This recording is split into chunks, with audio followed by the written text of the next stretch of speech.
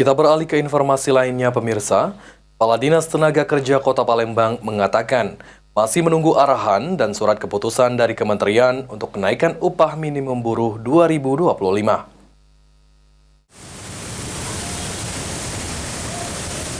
Sebelumnya, Presiden Prabowo Subianto mengumumkan rata-rata kenaikan upah minimum buruh 2025 sebesar 6,5%.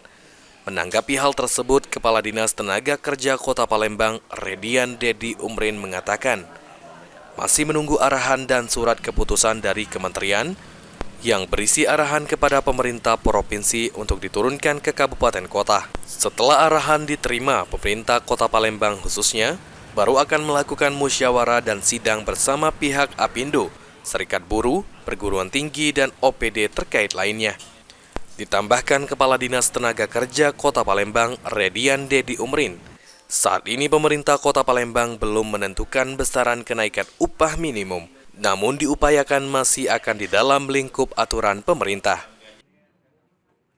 Dari Bapak Prabowo sendiri 6,5% kenaikannya ya. Kalau dari pandangan kita di Kota Palembang kira-kira bisa nggak? Ya mungkin sekitar kita juga udah bisa lewat dari aturan pemerintah. Sandi Pratama, POL TV.